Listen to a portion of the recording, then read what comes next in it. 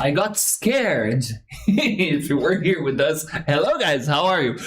Welcome to one more episode of Talking Times. Today we're gonna have a gastronomy journey. We're gonna have a linguistic journey. We're gonna have a nice conversation. I'm here with Lucas, and you're gonna like this guy. And spoiler, you're gonna be hungry by the time we finish this. Without further ado, roll the intro.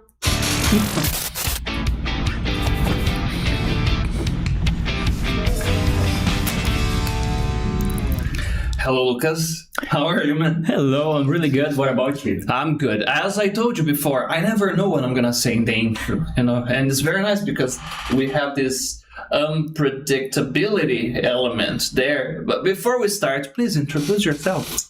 Oh, okay. Well, first I want to thank you guys for inviting me to be here. Pleasure. In this podcast. I always watch podcasts on YouTube, and I didn't even see myself in a podcast as well. But it's nice, really nice to be here. So currently I'm living in São Paulo, but I'm from Northeast, and I moved to São Paulo last year. Mm-hmm. And I'm teaching at times, and also cooking in restaurants. No, Yeah, cool. yeah. And by the way, I'm 27. Okay. Yes, I'm 27. And Favorite football team? to be honest, I don't like. Good. I don't like, to be honest. I'm sorry, Good, guys. I'm because if you say, I am Corinthian, I'm gonna say, I'll have to leave. No, I'm joking. No problem if you are Corinthian watching us. Okay, you live in São Paulo for how long have you been living here? I moved to São Paulo in March last year. Oh, it's very recent. Then. Yeah, since recent. Yeah. Okay, was there? We were joking about which state of Brazil, has the best food, but I'm not gonna put you on the spot. No, you can't. But what was the first cultural shock? Because Brazil is such a big place, and even if you are in a state that is nearby here, you're gonna have some cultural differences. Sometimes, like 100 kilometers from here, go to a city and a lot of cultural differences. What were the first that you noticed when you came here? Probably I was almost prepared to those different cultural things, But one of the things is the people's behaviors on the street. So all the time I walk on the street, especially Paulista Avenue, and people don't even say hello to each other, Yeah, we're only go ahead, go straight. Yeah, don't even say. You go to some places in Brazil and the welcoming is different. Totally. In São Paulo, I don't know if it's a bingo or not, but the first time I visited São Paulo, I was a teenager. It was very traumatic. I lost my wallet in the bus, and then we were going to the beach at the time. I was with some friends, and everybody was so rude. Like, excuse me, I lost my wallet, and then, you have to talk to the guy, the bus driver. Where's the bus? In the patio. Where's the patio? Oh, it's right there. And then I went there. The bus driver was like, sir, excuse me, I think I've lost my wallet. The guy looked at me and said, but you lose everything? It was the first ever context that we had. So, And then I found the wallet with no money. Yeah. I didn't have a lot there. It was like something like 150 reais in my wallet, but it was a long time ago. Anyways, it feels different. And I'm talking about that because as I'm from Northeast we usually talk too much each other, no matter what, no matter where. We say hello, we say hi all the time to other people on the street, And in São Paulo, it's totally different. Like everybody's in a hurry all the time. Yeah, it doesn't happen. Hurry all the time, yeah. And so, for example, if a person from here goes there, and let's say I don't know anyone, I don't have a friend, and I go by myself. If I go to the same place regularly, for example, same pubs, same restaurants, or let's say I run at the same beach, I eventually will make friends there. For sure. Nice. Yeah, because people are really welcoming. So at the first time they see you, they're gonna start talking to you and asking about yourself. What's your story? Yeah, asking about everything. Yeah, where do you come from? For example, what are the things you do? Nice. What you work with?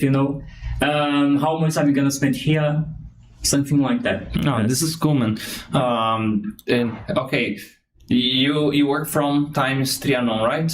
Yeah. Okay, shout out to you guys. Shout out to you. Yeah, everybody, every time we have somebody from Trianon here, it's nice because, you see people participate in the chat. Hello, Bruna. Hello, I may wait. I guess if I butcher it. Bruna. What? Yeah. Nice. Nice. Don't mention Russian things, Lord of the Rings. Yeah, let's try to focus here. You just told me about that. Yeah. Teacher Nunes, what is your favorite food? One question from Bruna. Bruna. Oh my gosh, kind of difficult to answer this question Top because three, maybe. Top three? Yeah, top okay. three. Okay, so top one, pasta. Okay. No matter what, maybe noodles or the kind of pasta, especially with tomato sauce. I love tomato sauce. All right. Second, Arabic food.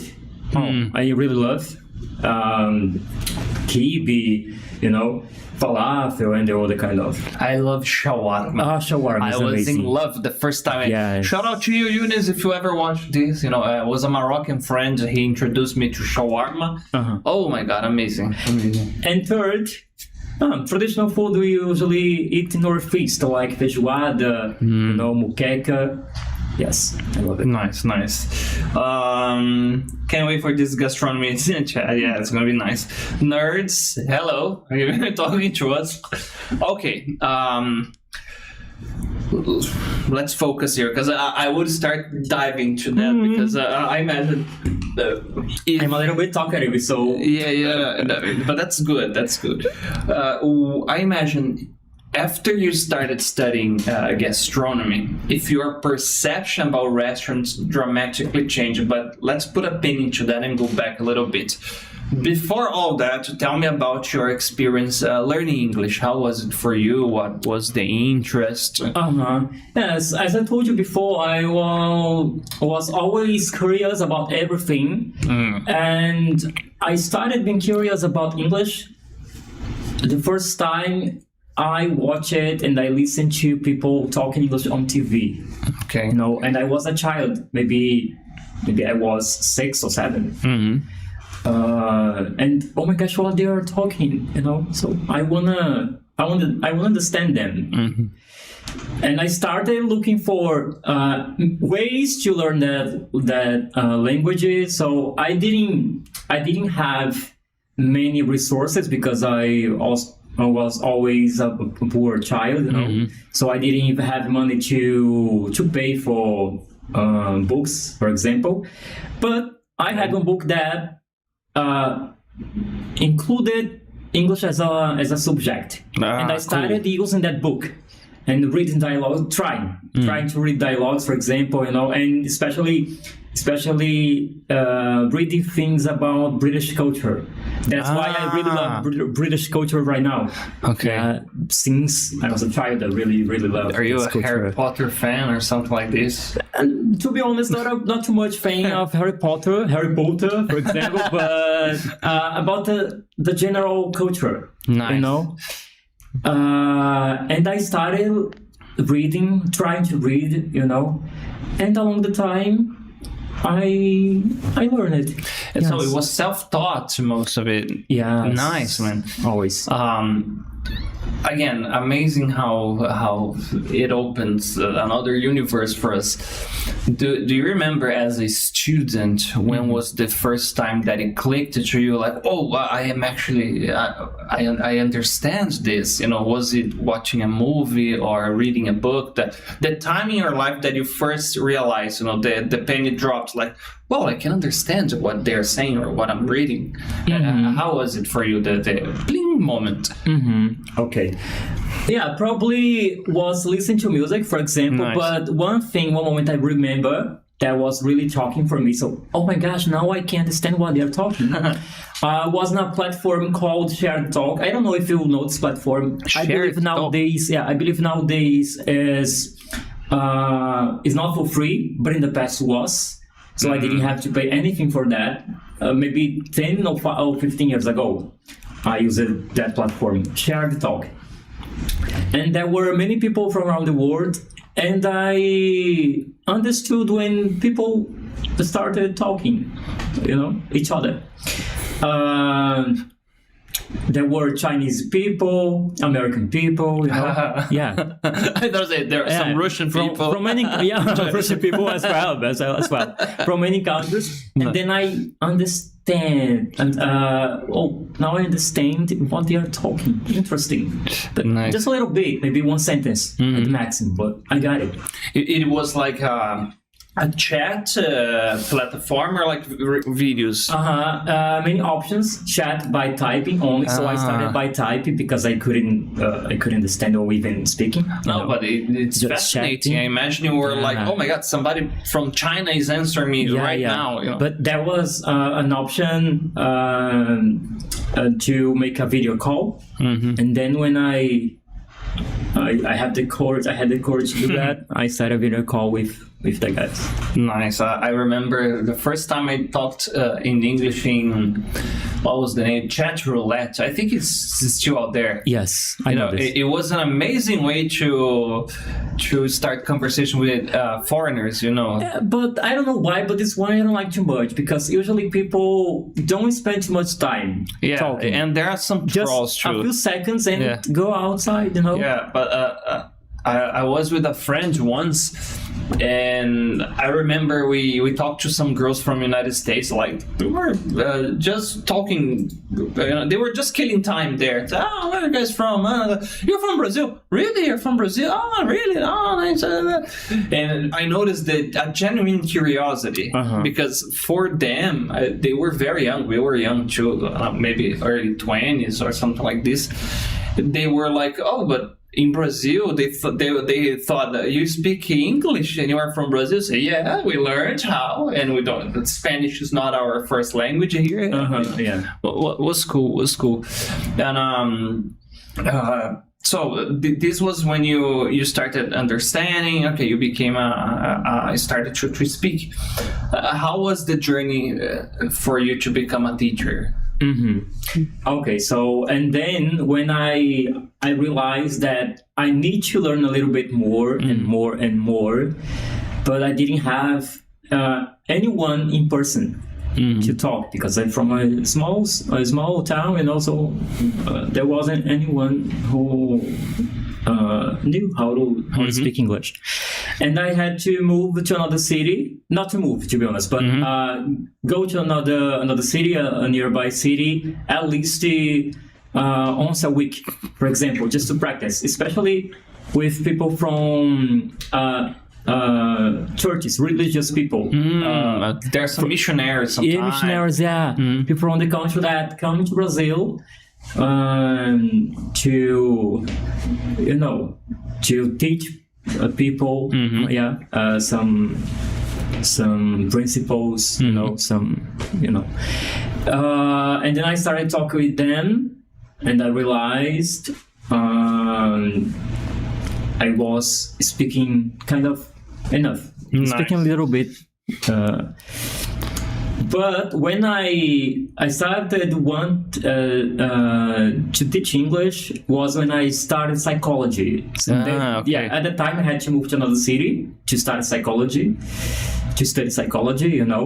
And I asked to owner of a private school if it was possible to teach English for children. And he said, yeah, you can do it. Nice. So I started teaching English for children, alphabet or simple things like that. Yeah, so. Man, and okay, nice. It's always like this. We are doing something else with our lives, then we start teaching, then it's like a one-way road, And what changed for you as a person after you started to teach? Because, for example, for me, it was all... I started developing social skills, for example, because you have to deal and teach a lot of people a whole day, and I had to learn how to do a small talk, for example. This was something that I noticed, like, by the time that I started teaching, it coincidentally was the time that, for example, I started going out to a pub or to see a concert by myself. Because I said, I can go there, and if I see somebody interesting, I can start a conversation, and that's it. I will make friends. So it really changed it for me. So what changed it for you as a person after you became a teacher? So first about English, I developed too much because I had to talk to expose myself in front of people, in front of students. And after teaching children, I started teaching adults as well, teenagers and adults. And then I developed it really, really good, my English and my teaching skills. And in my personal life, I was always anxious, I have kind of anxiety. And once I started exposing myself in front of other people, I changed it a little bit. So I'm not too anxious right now as I was in the past. This is nice. Maybe was the first thing. And another point, the ability of communicate with other people.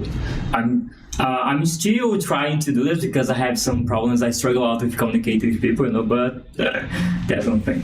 But this is amazing, especially because as teachers, I don't know if you're correct me if I'm wrong, but maybe this is one of the reasons that have they spark of, I want to understand psychology. Maybe it started there too, because as teachers, you really need to pay attention. For example, if I'm talking and I notice the students like this, it looks confused. So, this guy can't understand what I'm saying, so I have to go to another way, find another path to connect. It's nice. So was it something that relates to the curiosity about psychology too? Was at the same time? Yeah, at the same time. Okay, nice. Same time, yeah. I think because I was always curious about people's behavior, and I think it's totally related. Learning a language with the behavior.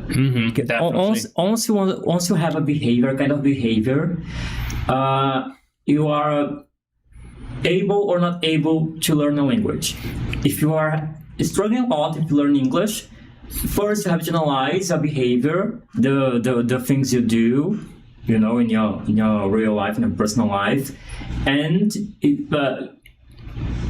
check if you need to change something to learn, Sometimes you notice it's kind of intuitive in many ways. Like, to learn the language, I just need to have contact with the language. Really? Yeah. Let me take a look at the chat. Oh my god, this guy talks a lot here. Okay, nerds was the last one that I read. So, teacher, what's your favorite...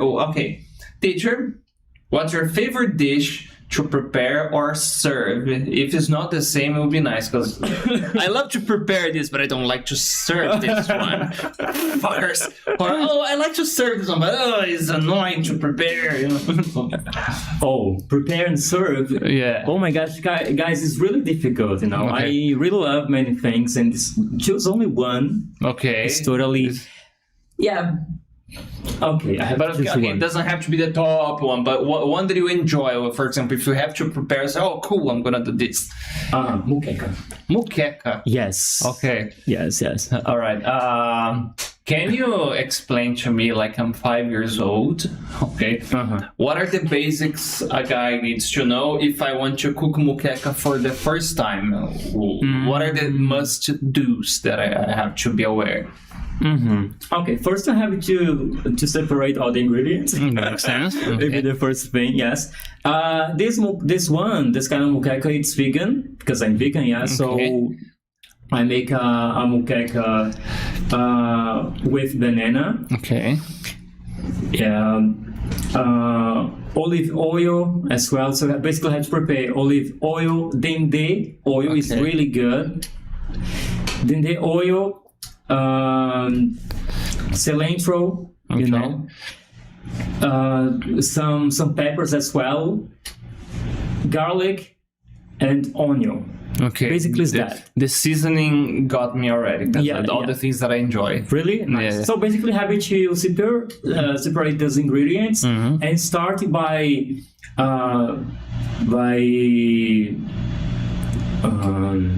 preparing onions by frying onions, you know, with garlic and some kind of olive oil. It's the classic thing that you started cooking that.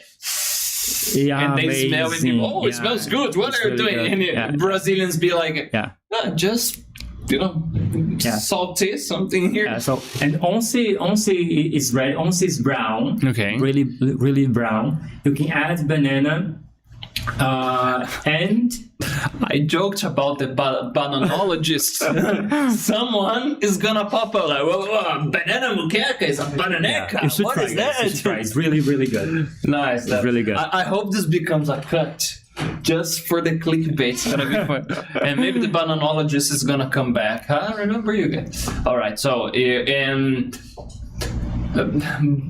you kind of fry the banana in a way. Yes. Okay. Yes. Is there something that you have to be aware about the temperature, the correct time to put? Because it looks very fragile, you know. I'm asking you this, Lucas. So ways that I could possibly ruin the meal so I can avoid.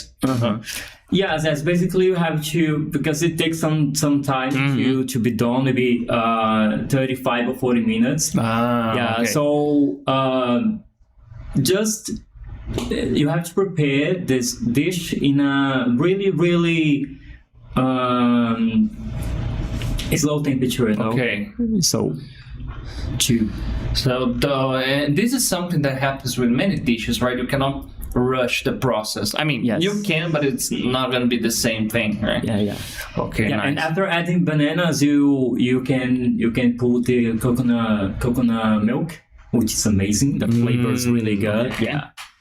All right. Don't forget about coconut milk because it's really important. Okay. And then this recipe, it was something that you came up or you found somewhere? Because you mentioned about something about creativity. I imagine as a vegetarian, I was a vegetarian for 10 months, you know, in the past, but it was okay. But the vegans friends that I had, they had to be very creative in some cases, not to because obviously if you want to really be vegan, there are many restrictions, so they had to create different meals. So was something that you found, or you came up with the idea? I'm going to try to adapt this recipe using this. All the time I try to adapt, because I used to eat the traditional ones, the regular ones in the past, and once I started to be vegan, I had to change some ingredients and adapt some recipes. And this one, for example, is adapted from an original traditional recipe. I just changed some ingredients like shrimp, for example. So I changed shrimp for bananas. Basically, is that, you know. Or you can also use palm heart instead of banana. If you guys like palm heart, you can use it. Nice. I love palm heart. Nice. Okay. Is there a meal that you don't like, you can't stand? Like one, for example, I'm not asking about eating, but for example, you don't like to prepare.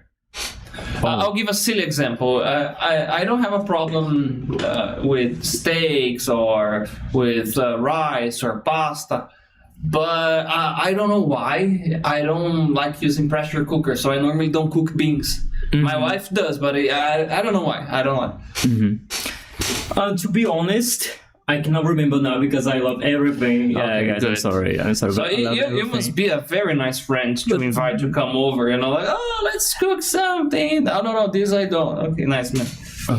Okay, let me say, have you ever applied yourself for, that's a good one from Nesta Costa, okay? Have you ever applied yourself for a master chef, or what are your views about those food contests? So, you know, do you like those reality shows or? I like watching when I have spare time, usually watching, but it's not the time. I always working, so it's kind of difficult. Would you participate one? I've been thinking about, but I think it's not the moment yet. I'm still preparing myself. Being a chef, being a cook, requires many skills. Not only know how to cook, but you have to prepare yourself, you have to change your behavior for some reasons, you know, how to behave yourself in the kitchen, for example, how not to freak out, you know, sometimes. How to organize yourself, how to organize the things as well. Kind of maturity as well. You have to be really mature to participate in a competition like that. I'm still in the process to be a bit more prepared. But I think about participating in the future, maybe, I don't know, 2 or 3 years from now. Man, this is cool. When you do, you come back here. We have another chat. It would be nice. I don't know, when I watch it for the first time, I didn't see the point, you know, like, okay. And then I clicked and said, okay, now it makes sense. For me, it always looks like it was just, okay, you guys have this amount of time and you have to prepare this food. Let's see who is the best. But when you actually pay attention, it involves a lot of things, not only the texture of the food, but the presentation is very important. The quantity. You cannot I'm going to put a big plate here. All right, maybe it's going to be nice for us to eat, but it wouldn't be appropriate for a French restaurant, for example, and you have to consider the cultural aspects, the tradition, a lot of stuff. And I understand today that this is a real art, so it involves many things. And I also realized that when I start watching the thing, there's so much to learn. If you get you think of a simplest dish, a sandwich, for example. If you watch a chef preparing, there's going to be a trick or something. Oh, you do this with a bun and it's going to get crispy. Involvement techniques as well. Exactly. You know, it's not on preparing that, put in the oven, you know, it's not about that. It's not all about that. I have to follow some techniques according to traditional recipe, the original recipe, you know. Respect the time of preparing, especially. And once you have your plate, you have to imagine, you have to picture how the plate is gonna be. For example, if I'm preparing moqueca and rice, for example, and I want a plate, I have to think about if I have to use a plate, for example, a bowl. Because it's kind of a liquid dish, so it's much better. I use kind of a bowl to put it. So put the moqueca in a bowl, on a plate, and the rice outside on the plate. You know what I mean? Oh, you are poking the bear here. And some cilantro on the top of moqueca, for example. Okay, can you give us the ultimate answer if the rice should go on the top or under the beans? You know? Oh wait, don't answer in the end of the show. Oh my rice is on the top or under the beans, guys, in the chat. The chat, by the way, is crazy here. Okay, so answer this one. Okay, do a solid. I want to know from you guys what you think about that. In the end, you share your thoughts. Okay, nice, good question. Have you ever tried Indian food? There is a great restaurant on Alameda Jaú called 𝗧𝗹𝗺𝗀 Company, right next to Times Trianon. Okay, this is from Claudio. Nice. Yeah. I don't know 𝗧𝗹𝗺𝗀 Company yet, but I intend to go there. But I know all the restaurants in São Paulo. And before going to this restaurant, I cooked Indian food. Oh, cool. Yeah. Especially one we make with chicken-pea. Yeah, chicken-pea tomato sauce, basically. Chicken-pea tomato sauce and spice. It's called chana masala. So it's like a curry, but a little bit creamy, not too liquid. It's really good. And Indian people usually eat chana masala with naan bread. So they put a little bit of chana masala on the bread and eat, and also kind of garlic and butter. I may have eaten this. I remember some because of the name you said. Because there is an Indian restaurant here. Yamarani. Yeah. I hope the name is Yamarani, if I'm not wrong. Damn, the name of the chef is Jimmy. He's such a nice person, very friendly. You go there, he presents you to the kitchen, to the food, he describes the dishes. It's a cultural experience itself. It's very nice. And I remember eating something that had a similar name, and there was something that it was a dish made with spinach, but in a creamy way. It was delicious. I don't remember the name. Maybe you, but it was amazing. This one I've never tried. I think. No, it's really nice. It's like imagine a combination of mashed potatoes with spinach, and man, it was really good. Yeah, so basically, maybe it's my favorite one. Yes, the masala curry. Curry is a little bit more liquid, and you don't need to put tomato sauce. Yes, only coconut milk. Again, coconut milk, guys. People know what to do because coconut milk is amazing. And another Indian thing I really love is chai. You know what is chai? Have you tried chai? I don't know by the name. No? Chai is kind of a tea, especially made with black tea, milk, and kind of seasonings like clove, cinnamon. Yeah, I had something with yogurt there, I guess, but it was not this one. Chai. It's not a thing. No, it was yogurt. not this one. Yeah, and I noticed because of the spice, they normally had something with this yogurt that was actually very good, man. Okay, I'm hungry already. Thank you for that. See, do you like Russian food? I think I never tried. Don't do this. You can. I think I never tried the Russian food. We are starting to have a regular viewers here because they know how to trick me in the middle of the conversation. But okay, I'm gonna hold my horses now. I've never tried Russian food, but I would like it. We need to bring Mateus here back in. Okay. SG Tux, he said here, very good teacher. Okay. Oh, thank you. Ana Flávia Goda said, Eva, I love teacher Nunes. Okay.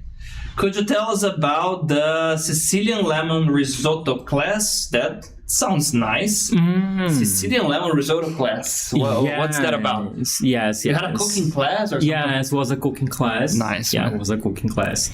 And at the time I was... by the way, I was in Maceió, because I had to travel there to cooking for a group of foreigners. I cooked for a group of foreigners, especially European people. Nice.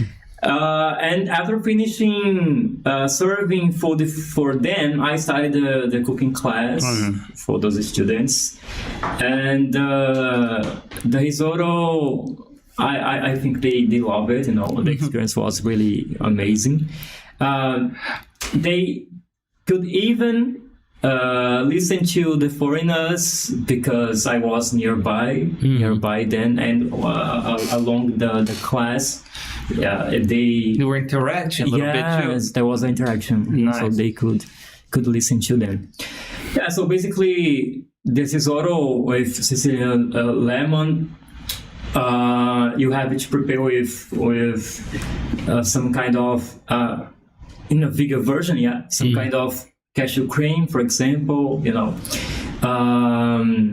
rice for sure, and some kind of white wine as well. Yes. Nice. Okay. Is there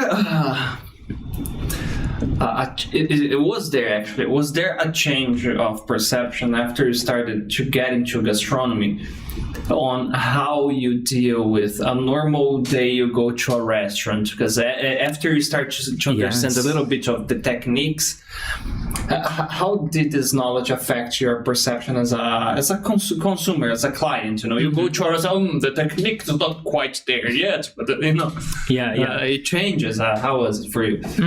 Yeah, for example, let's think about a carrot cake, for example. Okay, we know that a carrot cake has to be fluffy, for example, not too sweet. And if you don't cook, you only enjoy eating carrot cake, you have a perception. Once you go to a restaurant, once you go to a bakery and order for a carrot cake, and you notice that it's not too fluffy, the smelling of some ingredients is really strong. Oh, for sometimes example. you bite and you taste the flour too much. Like that. The appearance is not too good. There's too much oil as well, because you notice you start eating, or even if you touch, you can notice that there's too much oil, for example, too much butter. So basically it's that. You analyze not only the technique, but the appearance, the smelling. You know? So going to a restaurant or when you start cooking, once you cook it for yourself and for others, you have to learn how to prepare those things, how to prepare those ingredients, and you know if it's good or not. And once the plate is done, the meal is done, you try, you have the idea if it's good or not good. You know? I imagine something. It becomes a complete experience then. It's not just go there, have your meal and go away like a fast food. So you go to a restaurant, there is this cultural thing behind. Like you will go, you appreciate, you relax. So, and depending on the dish, the person will have a specific expectation in mind. You know, I want to have that experience. So, it's not quite there yet. Something like this. There are some pictures for us to analyze, right? It's straight from your Instagram, I guess. Oh my God, really? Nice. You can describe them from us, I guess. Okay. Oh, nice. I don't know what is it, but everything looks nice. I would try everything. Okay, by the way, has it ever happened to you? You offer the dish to a friend, someone, and you don't tell what's in the dish. Just have it. Yeah, just try and try to notice by yourself. The smelling, by the flavor, you know, and when you finish, tell me what ingredients you recognize. Yeah, for example. Okay. These plates I prepared in restaurants in São Paulo. You know, this one's Sicilian lemon risotto, for example. The one about the class. Yeah, the one for a little bit different. Compared to the one I made in the class. It looks very tropical. I imagine a person eating this and like watching the ocean view and like in a restaurant like this, you know? Yeah. This one in the middle is kind of Indian, you know, it's a curry, chicken pig curry with some peanuts and tofu and black rice. Okay. Yes. And some veggies as well. And the other is a mushroom risotto. Nice, true. Okay, I would have all of them. Yeah, these ones are some kind of pies, you know, but a little bit smaller. Filled with cashew cream, tomato confit, for example. These look very fancy, man. I imagine like in some gala event, somebody serving me something like this, and you can have it with wine. Yes. There's something about that too, right? Depending on the dish, it's gonna harmonize with a specific type of beverage or drink. Yes, for sure. So, for example, you're having something like this. I would like to have some little redneck, some caipirinha. It's not like that. By the way, do you like wine, for example? I love it. But I like the red ones, and I don't like the sweet ones. So I have like a Bordeaux, for example, Merlot. Cabernet. Amazing. I love it. I really love wine as well. Nice. Combining wine is kind of difficult because depending on the plate, if the meal is too sour, for example, it's too sweet. You have it to balance, to harmonize with a different kind of. It's a lot of knowledge involved. Yeah, totally.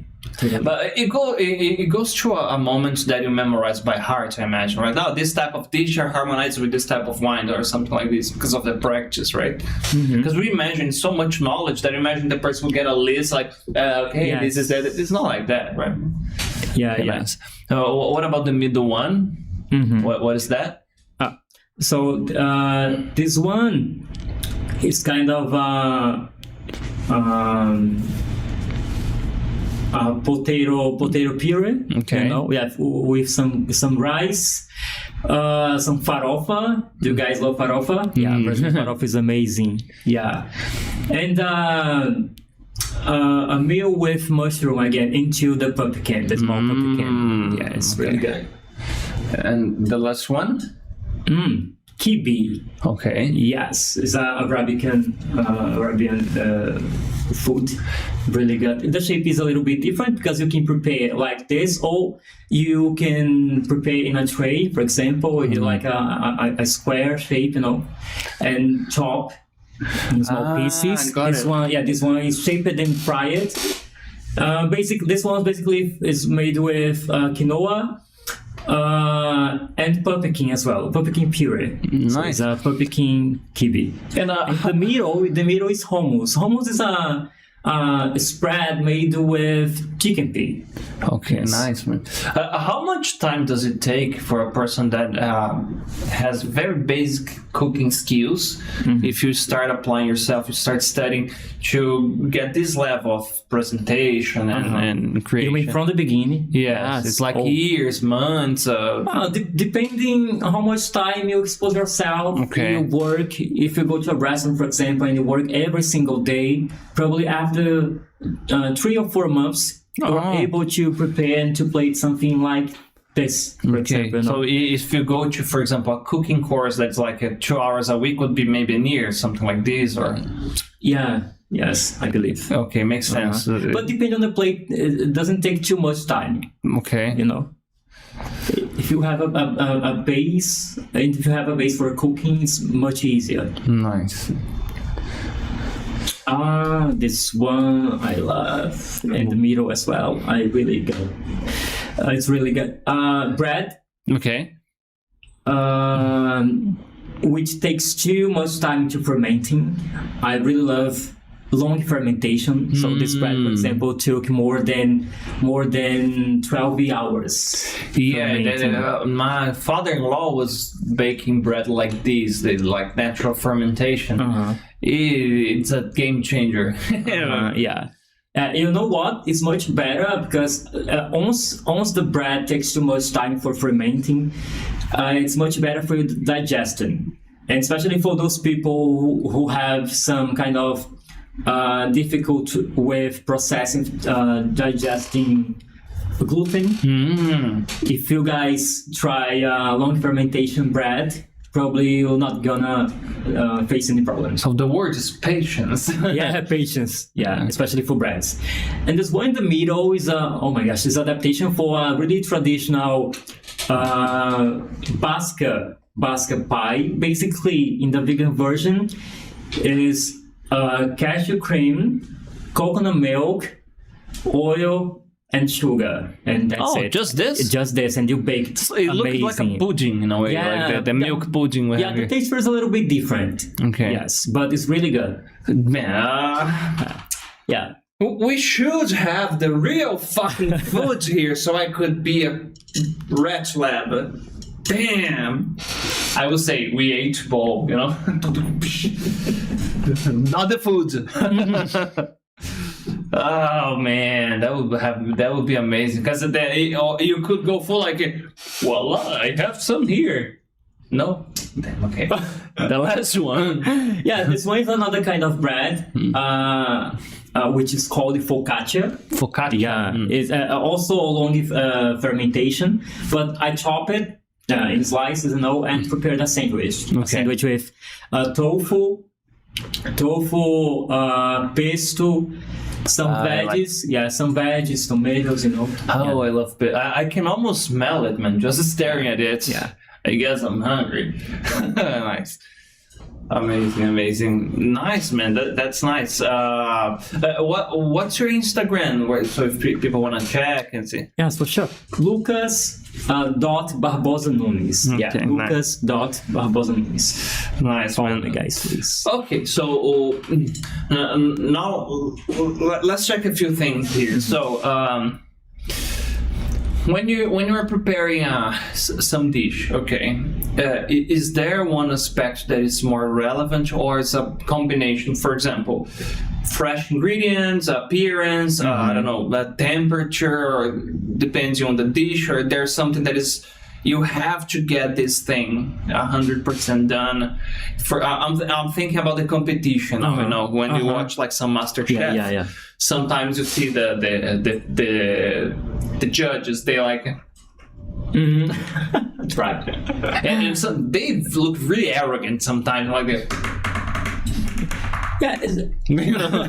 Yeah, sometimes it's just to kind of the suspense, entertainment. Entertainment.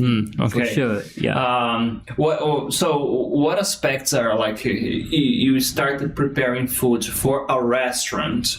What are the aspects that they must be checked 100% done? Like these you cannot mess. So what are those? Perfect. Especially about the restaurants, you have to check the ingredients if everything is available in the fridge. You know. Okay. For example, first thing you have to check is ingredients, and then prepare before serving with a certain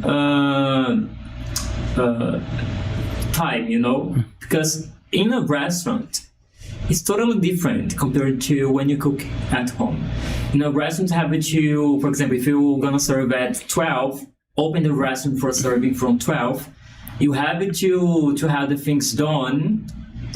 Pre-prepared until 8 or 9 in the morning. Damn, so much earlier. Yeah. And then once you open the restaurant, you just need to wait for the order and just combine the things and finish, because they are kind of prepared already. You just have to finish. So, for example, if there's vegetables involved, you're going to be chopped already. If the correct portion separate. Not only chop it, but also cook it. Oh, really? Yeah, also cook it. Yes, or bake it. For example, if you're going to serve risotto, if you prepare risotto from the beginning to the end at home, it takes more than 40 minutes. It makes total sense. I don't know why I was struggling with the idea. Like when you go to a restaurant and you ask a risotto, you don't wait for 5 hours. Exactly. Okay. Yeah. So you're gonna have an amazing dinner here. Yeah. And it's like noon.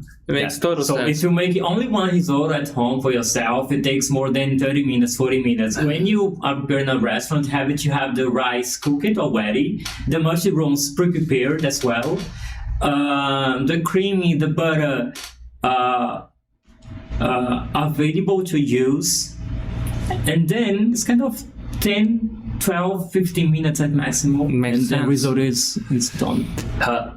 Does it happen? Is it the case that sometimes you're gonna prepare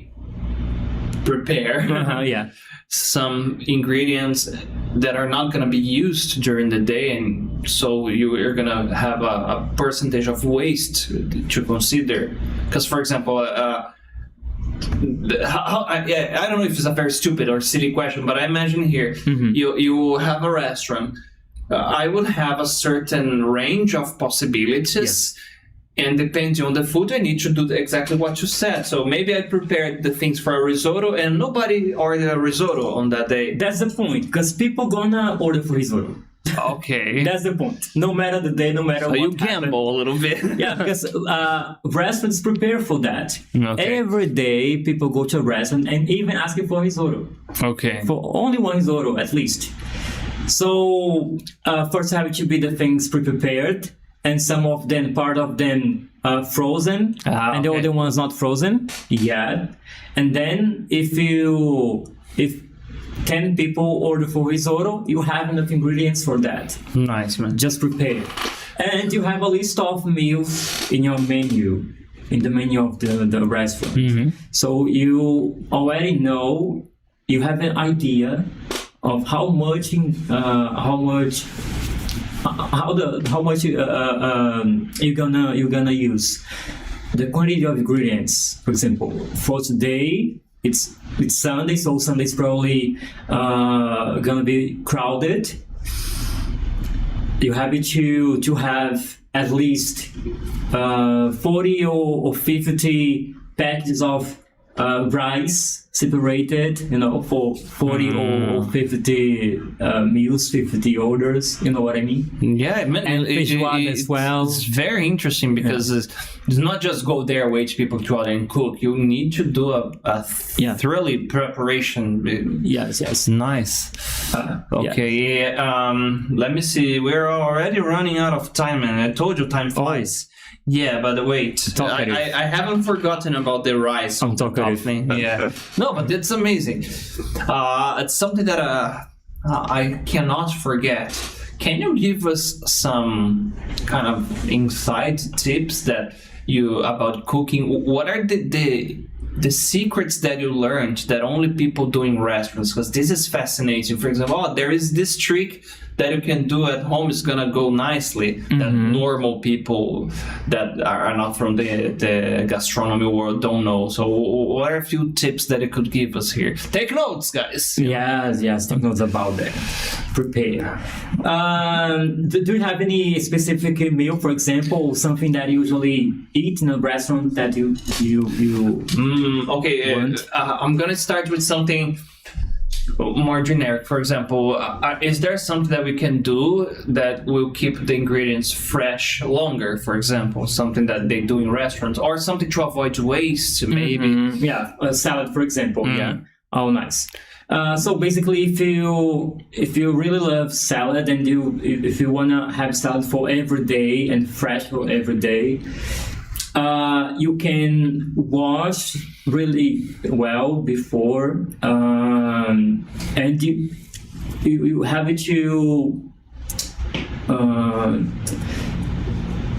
to let not dry, but you don't have it to. It doesn't have it to heavy water. Okay. You will absorb the humidity. Yes. Even just one drop of water can damage the veggies, So you have it to store without water, and put some of paper, between the veggies, between the lettuce, between the tomatoes. So I could put like in a plastic bag and put like a paper towel, something like that. It's much better if you use a box. To be honest, yeah. Okay. So you can put paper, and then the veggies, and more paper, more veggies, more paper, and then nice. And then cover, really important to have the cover. All right. Okay. I was trying to replicate that silly of me again, but I was trying to replicate that blooming onion from Outback, and I could never reach something that resembles that. I made some onion rings, fried onion. Any tips about that? What I could do? Yes. Is the onion itself that they use a bigger one, or was maybe the time that I did the dipping thing? I don't know. Any tips about that? Again, no water, because water can influence. What was that? Okay. When it's frying, you have to use a really good flour. Okay. As well, to bread. So bread, you have to bread it really, really well. And maybe the main point, usually when people make those things at home, they don't use a huge quantity of oil in the pan. And you have to use a huge quantity of oil. It's really deep fried. Yeah, really deep. Okay. Really deep. Yes. Maybe it wasn't warm enough too, because they hot oil, not cold oil. So you cannot put in the beginning. You have to wait boiling, and then you can put. It makes sense now. Okay, I'm gonna try it again. Okay, I guess we can answer now. Yeah, they were not fighting about that. That's surprisingly. But okay, can you give us the answer? The rice should be on the top or under the beans? Or guys, I'm not gonna be the one on the wall on this, because I normally, it makes sense for me. I normally put the rice on a part of the plate and the beans like on the side, not on the top. But if, for example, if I have to choose, I will put the beans on the top, because the the sauce goes. I see. Yeah, as a Northeast person, yeah, it's really common in Northeast we put rice on the top. Okay. So beans and rice on the top, guys. Yeah. But once I started visiting other places of the cities, I also changed. I also changed my habits and depending on my mood, to be honest. So sometimes also depending on the quantity of food I put on the plate, Oh. So if I only eat rice, beans, and salad, for example, I usually put aside, Okay. Not on the top. Put aside, but if I only eat rice and beans, I always put rice on the top. Yeah, I'm thinking about a main part of this discussion is because of the takeaway food that you have to pack everything there. That's a good point. There's a huge problem with taking away food, Okay, nice, man. Goals about gastronomy. What are the future goals there for you? You mentioned that future participation maybe a reality show or something like this, but what are you planning to learn or to do in the future about that? Not only gastronomy, but also I love English, trips and traveling and gastronomy. I want to include those things in the future. So not only cooking, not only traveling, not only teaching speaking English, for example. I don't think about cooking in restaurants for a long time, just to have a kind of experience. And in the future, I think about traveling and giving some cooking classes in English. Oh, that would be cool, man. For those people who want to learn English and also love cooking, I want to teach them how to speak English while we cook. You know what I mean? No, it's a perfect combination and easier for them to retain the vocab, the knowledge, the quantities. They will have to remember a lot of things, but in a practical, functional way. Nice. Is there a country other than Brazil that you are fascinated by the food, man? Like, oh my God, this country has Italy. Totally. You mentioned pasta, right? Yeah, Italy because of pasta, So I really want to visit Italy in the future for learning some things, cultural things in general, not only about gastronomy, And another country, Peru. Peru. Yes. Nice. Interesting, yeah. Peru is one of the most famous countries in the world. Really well known for having a huge and really good gastronomy. I ate ceviche, I love ceviche.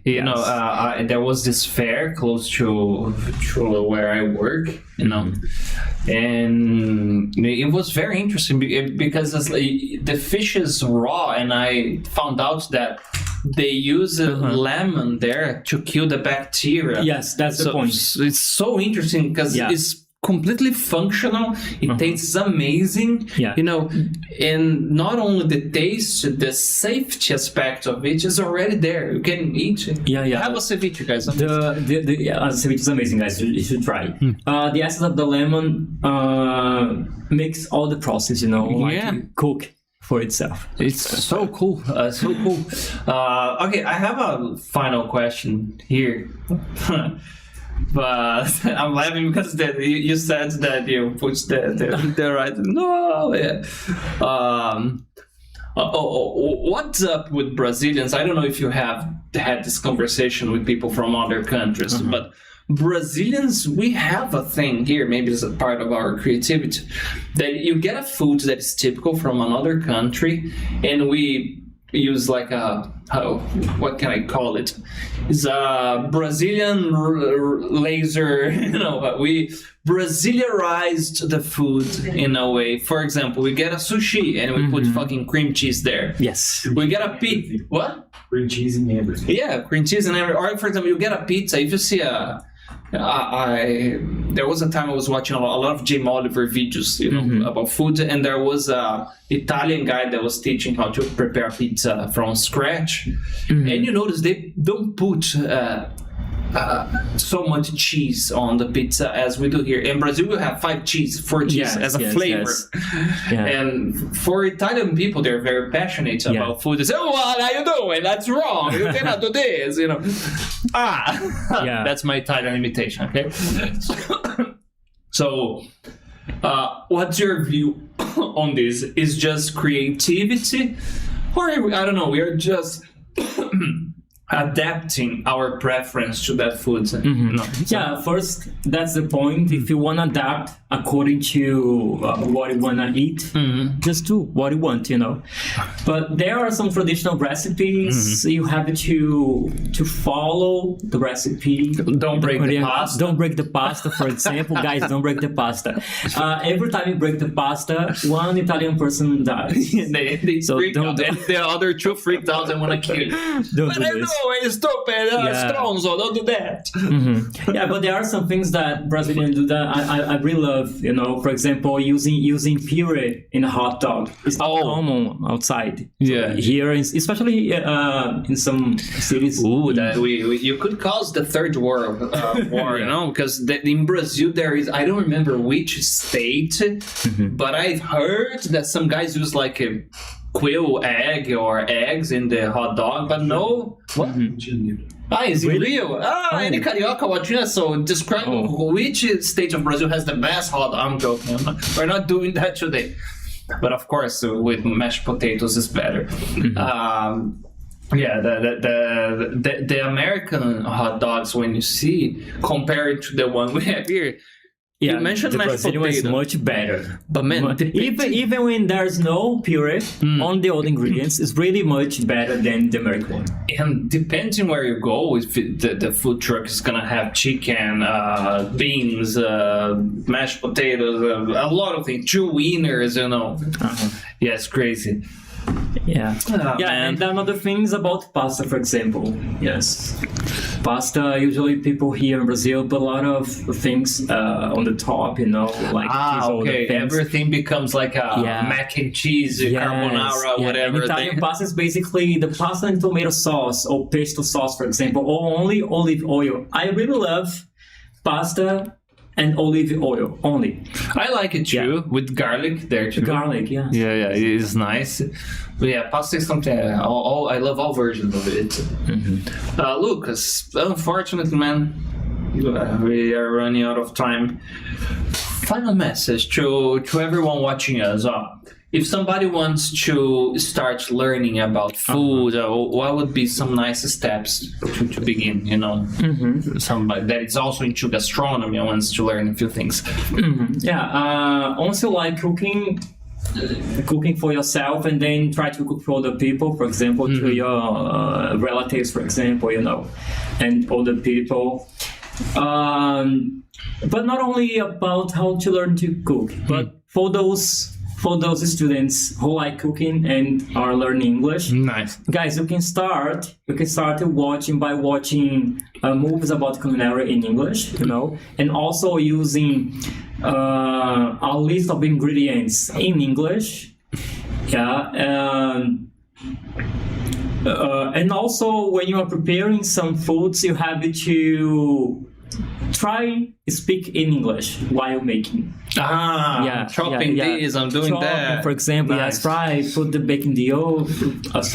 Put the bread in the oven, for example. You know. Nice. That's what I was talking about behavior.